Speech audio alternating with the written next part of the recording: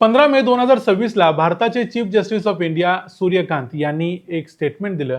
त्यामध्ये ते म्हणाले की काही बेरोजगार लोक हे मीडियामध्ये किंवा लॉमध्ये म्हणजे कायद्याच्या क्षेत्रामध्ये घुसतात आणि तिथं जाऊन सिस्टीमला वेठीस धरायचा प्रयत्न करतात.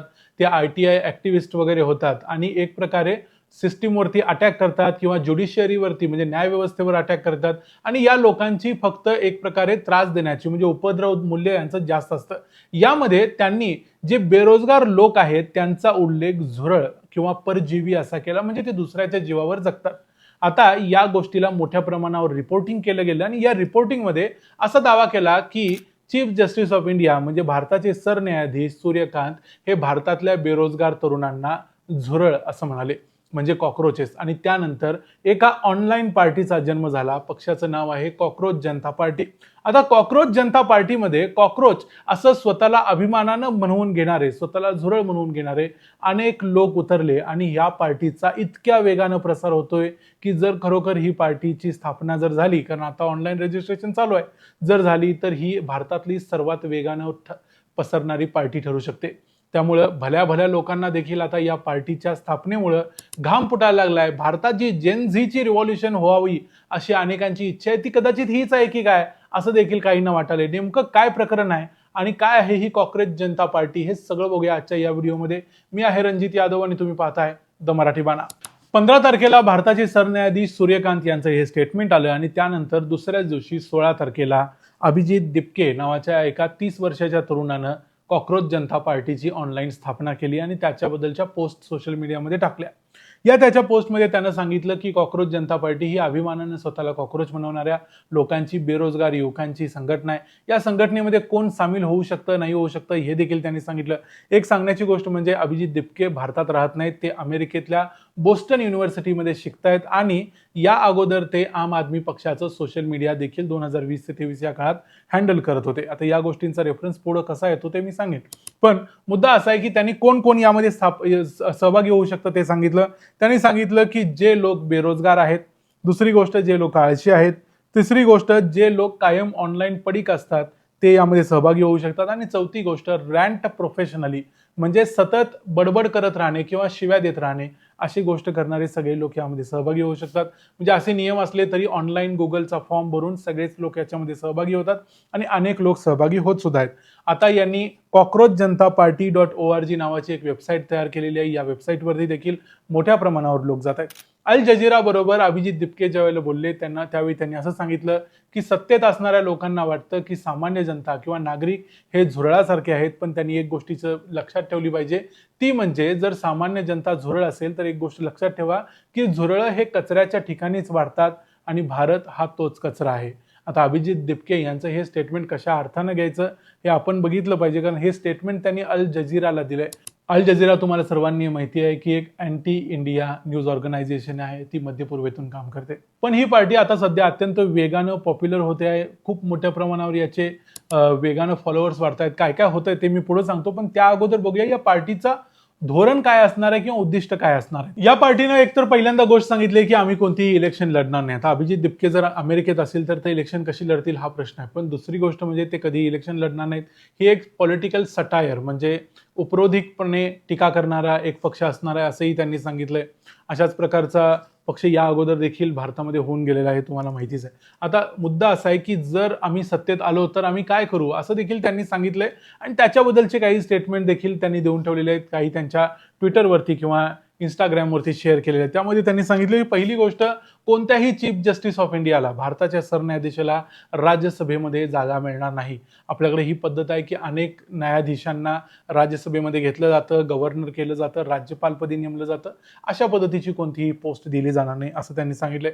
दुसरी गोष्ट ही मत चोरीबद्दल किंवा व्होटर डिलिशन बद्दल, ज्यांना डिलीट केलं गेलंय, ज्यांना काढून टाकलं गेलंय मतदार यादीतून त्यांच्याबद्दल आहे. यांच्याबद्दल त्यांनी सांगितलंय की असं जर एकाही माणसाला काढलं गेलं जो लेजिटिमेट आहे, जो बरोबर आहे, अशा माणसाला जर काढलं गेलं तर चीफ इलेक्शन कमिशनर ऑफ इंडियाला अटक केली जाईल आणि त्याच्यावर UAPA म्हणजे दहशतवाद्यांच्यावर जे लावतात तशा प्रकारची कलमं लावली जातील, कारण एखाद्या नागरिकाचा, जो खरा नागरिक आहे देशाचा, त्याचा अशा प्रकारचा अधिकार काढून घेणं हा एक दहशतवादी कट आहे असं त्यांनी म्हटलंय. आणखी एक त्यांचा मुद्दा आहे की 50% रिझर्वेशन आरक्षण महिलांना दिलं जाईल.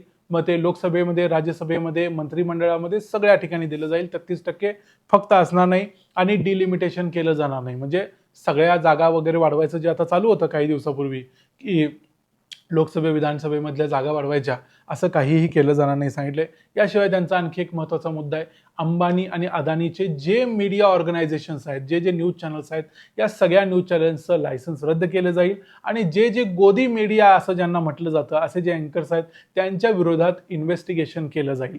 हे 4 मुद्दे आहेत. याच्याशिवाय त्यांचा एक 5वा मुद्दा आहे, की जे MLA किंवा MP हे आमदार खासदार झाल्यानंतर पक्ष बदलतील, त्यांना पुढची 20 वर्ष कोणत्याही सरकारी पदासाठी निवडणूक लढवता येणार नाही किंवा सरकारी संघटनेचा किंवा व्यवस्थेचा भाग होता येणार नाही. एक प्रकारचे जेनझीचं कन्व्हेन्शन लवकरच हा पक्ष घेणार आहे असंही सांगितलं जातंय. हे रजिस्ट्रेशन जे काही चाललंय हे सगळं ऑनलाईन चाललंय, हे तुम्हाला माहिती असणं गरजेचं आहे. या पक्षानं आपलं एक गाणं देखील काढलंय. हे गाण्यामध्ये देखील आम्ही कॉक्रोच आहोत किंवा झुरळ आहोत असं ते अभिमानानं म्हणतात. म्हटलं तर कॉक्रोच जनता पार्टी हा भारतातला अत्यंत वेगानं वाढणारा पक्ष ठरू शकतो, कारण 16 तारखेला या पार्टीची ऑनलाईन स्थापना झाल्यापासून एक गुगल फॉर्म भरून लोक देत आहेत आणि ह्यामध्ये जवळजवळ 40,000 लोकांनी पहिल्या 48 तासामध्ये फॉर्म भरून दिला होता आणि मागच्या काही दिवसांमध्ये, 1-2 दिवसांमध्ये तर हा इतक्या वेगाने वाढतोय की जवळजवळ संपूर्ण भारतातल्या सर्व प्रांतांमधून काही तरुण लोक यामध्ये सहभागी होत आहेत. आणि आताचा जर आकडा बघितला तर जवळजवळ 3.5 लाख लोकांनी रजिस्ट्रेशन केलंय. याच्याशिवाय जर इंस्टाग्रामवरती बघितलं तर आता या घडीला 4.9 मिलियन फॉलोअर्स या पक्षाचे झालेले आहेत. म्हणजे जवळजवळ 49 लाख लोक या पक्षाला आता सध्या फॉलो करत आहेत आणि हा फक्त पक्ष स्थापन होऊन 4 दिवस झालेले आहेत. 4 दिवसातला हा वेग कुणालाही थक्क करणार आहे आणि त्यामुळेच हा पक्षाचा जो वेग आहे तो आतापर्यंत कधीही नव्हता असं प्रकारचा वेग आहे असं म्हटलं जातंय. या पक्षाची जी काही धारणा दिसते किंवा ज्या पद्धतीनं पक्ष बोलतोय, त्यांचे जे सुरुवातीचे स्टेटमेंट्स आले त्यावरून एक लक्षात येते की हा अँटी एस्टॅब्लिशमेंट, सरकार विरोधी किंवा BJP विरोधी असणारा पक्ष आहे. या पक्षानं असं सांगितलंय की आम्ही धर्मनिरपेक्ष, समाजवादी, लोकशाही, जातीविरोधी संघटना आहोत. याशिवाय गांधी, आंबेडकर आणि जवाहरलाल नेहरू यांचा आदर्श आम्ही आमच्या डोळ्यासमोर ठेवून सरकार चालू वगैरे वगैरे. या सगळ्या गोष्टींच्या नंतर एक प्रश्नाची चर्चा होते, ते म्हणजे अभिजित दिपके ज्यांनी या पक्षाची स्थापना केलेली आहे किंवा एक प्रकारचं हे जे आंदोलन उभं करण्याचा प्रयत्न करतायत, ते अभिजित दिपके भारतात राहत नाहीत तर ते अमेरिकेत शिकागोमध्ये सध्या राहत आहेत. तिथून ते ज्या काही पोस्ट किंवा जे काही मीडिया इंटरॅक्शन आहे ते करतायत. या सगळ्या गोष्टींच्या नंतर अभिजित दिपके यांचा एक अशा प्रकारचा व्हिडिओ आला ज्यामध्ये त्यांनी सांगितलं की भारतातलं संपूर्ण सिस्टीम आम्हाला घाबरलेलं आहे. भारतातून मोठ्या प्रमाणावर हे अकाउंट हॅक करण्याचा किंवा अकाउंटला डिॲक्टिवेट करण्याचा प्रयत्न केला जातोय. या गोष्टींबद्दल ते बोलले आणि खरोखर किती मोठी ताकद असली तरी कशी ती घाबरू शकते वगैरे वगैरे ते बोलले. आता याच्यामध्ये एक गोष्ट लक्षात येते, ती म्हणजे आपचं रिलेशन. आम आदमी पक्षासाठी ते 2020 ते 23 या काळामध्ये कार्यरत होते. त्यांचं सोशल मीडिया सांभाळत होते. यामध्ये असंही म्हटलं जातंय की कदाचित काही दिवसापूर्वी अरविंद केजरीवाल असं म्हणाले होते की भारतातला जेन झी आहे तो झोपलेला नाही आहे. तो जेन झी देखील अशा प्रकारचं आंदोलन करू शकतो आणि तो का करत नाही असा प्रश्न अरविंद केजरीवाल यांनी विचारलेला होता. आणि त्यानंतरच पुढच्या 2 दिवसामध्ये नैसर्गिक अनैसर्गिक काय ते नंतर कळेल, पण अशा प्रकारची एक संघटना स्थापन झाली. या संघटनेचा प्रसार देखील जेन झी रिव्हॉल्युशन ज्या पद्धतीने जगभरामध्ये वेगवेगळ्या ठिकाणी होतात झालेले आहेत त्याच पद्धतीने होतोय. या सगळ्या घडामोडी बघितल्यानंतर तुम्हाला काय वाटतं? तुम्ही कॉक्रोच जनता पार्टीचे सभासद झालेला आहात का? या पक्षाची विचारधारा तुम्हाला पटते का? हा पक्ष योग्य आहे की अयोग्य आहे? या पक्षाबद्दल तुमचं जे काही मत असेल ते आम्हाला कमेंट्समध्ये जरूर सांगा. आणि या पक्षाच्या वेगाबद्दल, हा ज्या वेगानं चाललाय त्याबद्दल देखील तुमचं काय मत आहे ते आम्हाला कमेंट्समध्ये सांगा. व्हिडिओ आवडला असेल तर व्हिडिओला लाईक करा, चॅनलला सबस्क्राईब करा. पुन्हा भेटू पुढच्या व्हिडिओमध्ये. तोपर्यंत पाहत राहा द मराठी बाणा. जय हिंद, जय महाराष्ट्र.